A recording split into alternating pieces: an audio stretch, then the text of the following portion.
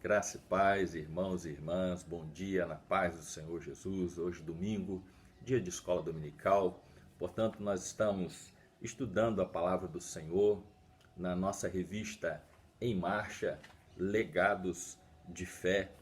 E hoje, em especial, nós temos um estudo muito pertinente que é a respeito da criação, que cuidar é preciso. Criação, cuidar é preciso.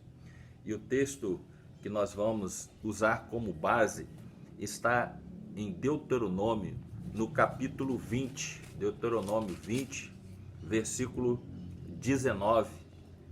E diz assim a palavra do Senhor: quando sitiares uma cidade por muitos dias, pelejando contra ela para a tomar, não destruirás o seu arvoredo, metendo nele o machado, porque dele comerás, pelo que o não cortarás, pois o arvoredo do campo é o mantimento do homem, para que sirva de tranqueira diante de ti. Quero acrescentar esse estudo mais dois textos da palavra do Senhor.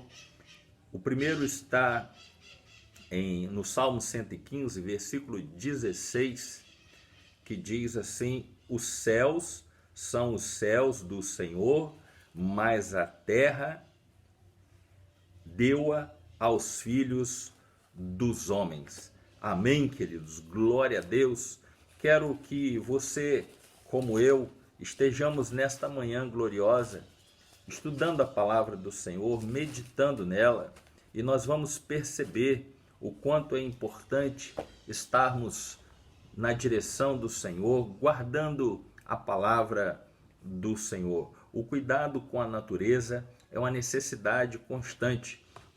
Por isso, nunca é demais falar sobre o assunto. Como igreja, temos o desafio de exercer a mordomia cristã, também no que diz respeito ao cuidado e à preservação da criação de Deus. O ser humano foi criado em uma relação direta com a natureza. Porém, os processos de urbanização tiraram do ser humano, ao longo dos anos, o contato mais direto com a natureza, o que afetou a percepção de como o ecossistema é importante. John Wesley foi um sujeito preocupado com todos os tipos de assuntos e, de certo modo, ele foi também um ecologista. Em seus textos para falar da realidade econômica, fez muitas referências à conservação da natureza e de como a natureza nos comunica a realidade divina. Segundo o professor José Carlos de Souza, Wesley estava convencido de que é possível reconhecer a glória de Deus e, por analogia, alcançar algum discernimento de seus propósitos por intermédio da observação da dinâmica presente no universo.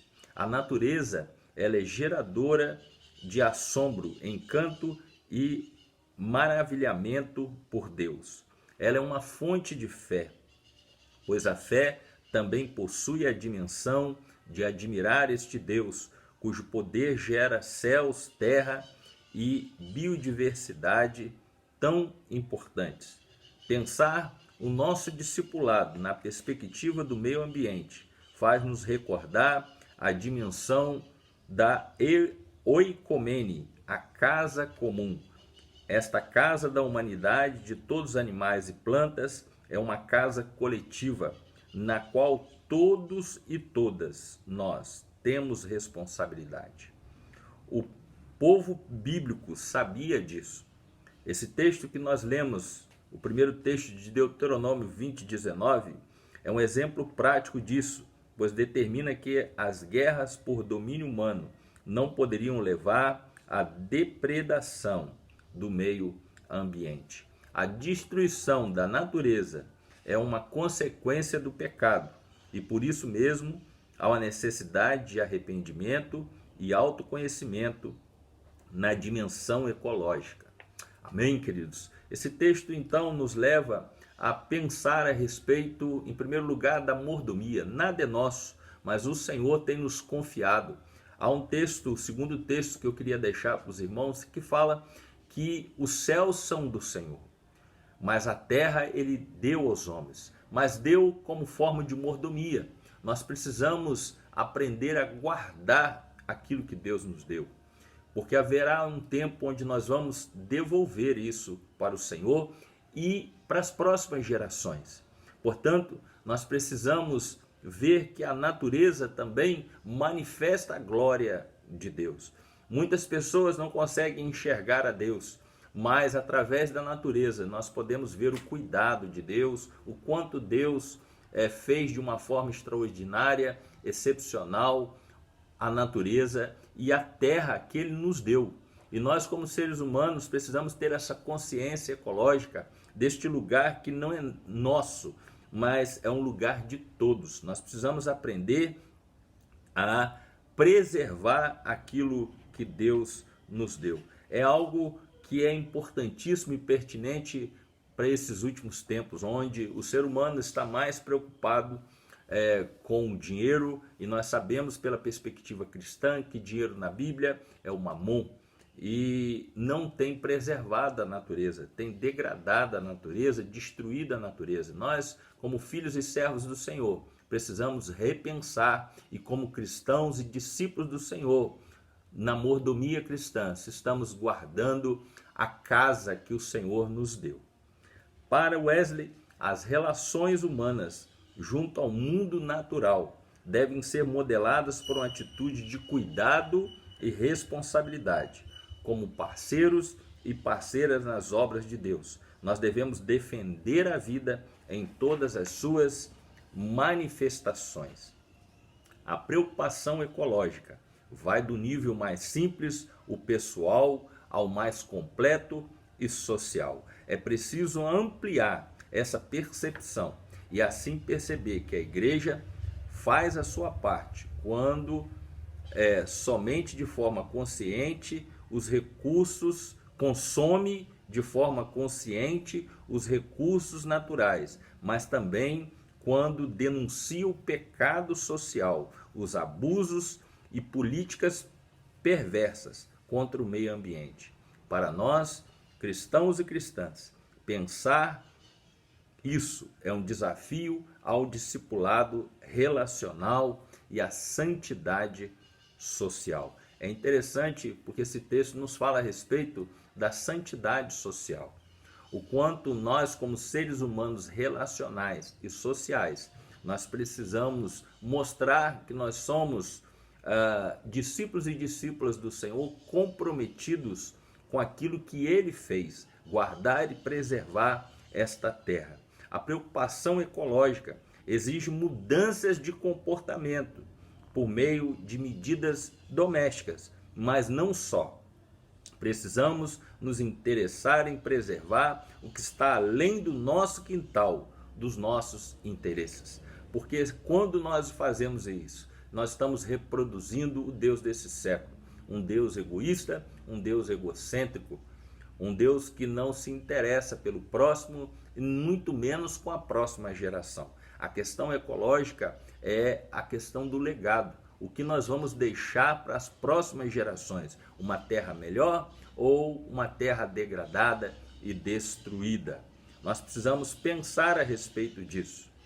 Além disso, nós podemos então praticar a palavra do Senhor com o uso sustentável dos recursos naturais, bem como a preservação do meio ambiente como forma de proteção à diversidade da fauna e da flora.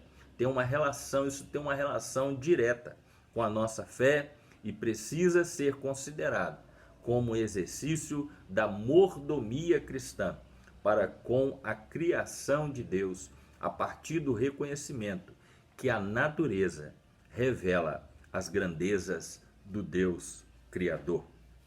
Existe uma grande riqueza de iniciativas que passa despercebida em nosso meio e que pode potencializar o nosso discipulado, tornando relevante para a redenção da criação que clama, aguardando a manifestação dos filhos e filhas de Deus.